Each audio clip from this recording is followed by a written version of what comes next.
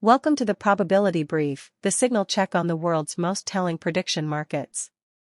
The Probability Brief's objective is to deliver clear, data-driven intelligence on how major events are being priced in real time. Each episode examines fast-moving prediction markets, high-impact whale trades, regulatory momentum, and shifts in crowd psychology. The show explains what moved, why it changed, and what the probabilities reveal about the path ahead. Making complex market signals accessible, actionable, and easy for listeners to follow. Today is Tuesday, February 24, 2026, with an episode called The Anatomy of a Narrative Pivot. We are diving into a Tuesday morning where the probability ecosystems are reacting to a significant geopolitical shift in the Mediterranean. While the 24-hour news cycle is focusing on the flashpoints of naval movements, prediction markets are looking at something much deeper. The viability of long-term trade insurance premiums. We are seeing a massive recalibration of risk that suggests the crowd is moving from a state of contained concern to structural reassessment.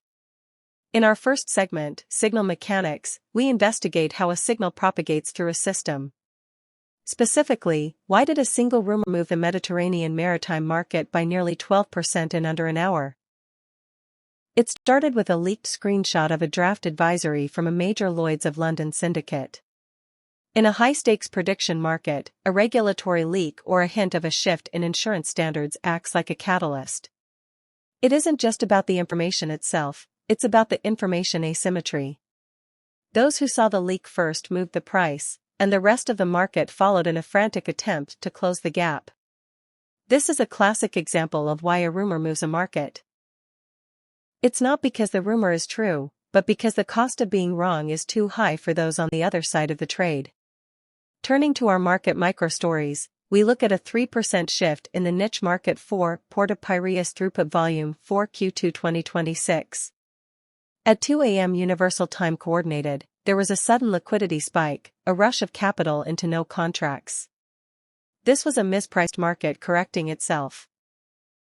While general sentiment was still bullish on European recovery, the micro-level data on container vessel rerouting began to leak into the probability ecosystems.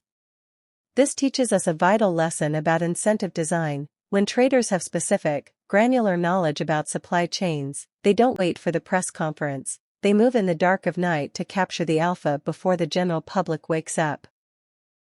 For our structural context segment, we examine how markets price escalation in geopolitical tension.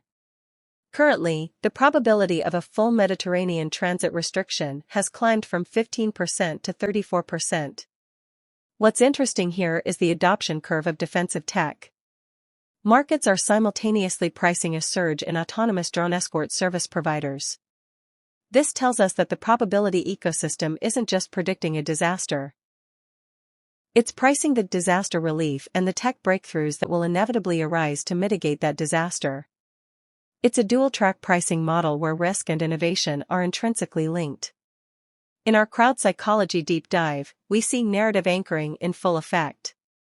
Despite the clear indicators of naval escalation, a large segment of the market remains anchored to the idea of a diplomatic resolution by the weekend. This is a confirmation cascade. Traders are seeking out news that confirms their hope for peace while ignoring the liquidity flows that suggest the smart money is already hedging for a month-long standoff. This creates a panic dip potential. If the diplomatic news doesn't arrive by Thursday, the sudden collapse of that anchor will lead to a violent downward correction as the overconfidence cycle breaks. Our regulatory trajectory analysis today focuses on the European Maritime Safety Agency. Instead of just reporting their latest bulletin, we are breaking down the committee dynamics. There is a visible split between Northern and Southern European delegates. By interpreting these agency signals, we can see that the legislative process for mandatory risk pooling is accelerating. Analyzing stakeholder incentives reveals that the larger shipping lines are actually lobbying for stricter regulations because they have the capital to absorb the costs, while smaller competitors do not. It's a classic historical analog to the 2011 maritime insurance reforms where regulation was used as a tool for market consolidation. In the market memory segment, we recall how these same prediction markets mispriced the 2021 Suez Canal blockage. Back then, the market corrected far too slowly, underestimating the narrative contagion of global supply chain fragility. Today, the market memory is much sharper. We see that narratives persist longer now because traders are more attuned to the attention scarcity of the modern news cycle. They are pricing in the long tail of the event much earlier than they did 5 years ago.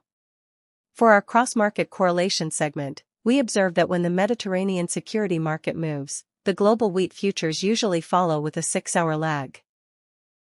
When sentiment shifts in the maritime domain, the agricultural domain reacts because of the reliance on these shipping lanes for export. We are also seeing liquidity dry up in luxury travel markets and reappear in commodity storage markets. This shift in where capital lives is the ultimate sophisticated signal of a long-term conflict expectation. Finally, in what traders missed this week, we point to quiet regulatory filings in the Cyprus Maritime Registry. While everyone was watching the naval carriers, there was a subtle shift in liquidity regarding reflagging fees. This is an undervalued signal. It suggests that the largest fleet owners are already preparing for a legal environment where Mediterranean passage is restricted. This is an early sign of narrative decay for the business-as-usual crowd. To wrap up, let's look at the incentive map. Who benefits? Overland rail networks and satellite-based surveillance firms. Who loses? Just-in-time manufacturing hubs in Southern Europe. Who is signaling? The insurance syndicates are signaling through increased war risk premiums. Who is silent? The central banks are notably silent, which often indicates they are coordinating a liquidity backstop behind the scenes.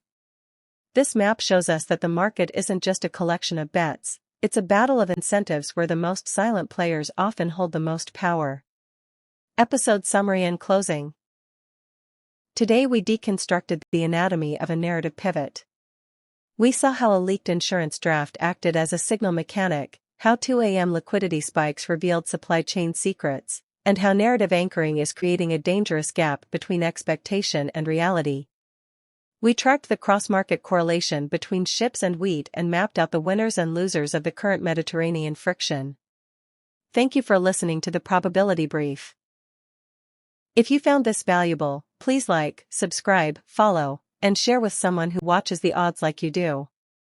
The sources for today's episode are Polymarket, Bureau of Labor Statistics, Twitter Trends, Senate hearing transcripts, Lloyd's of London Market Bulletins, European Maritime Safety Agency, EMSA, drafts.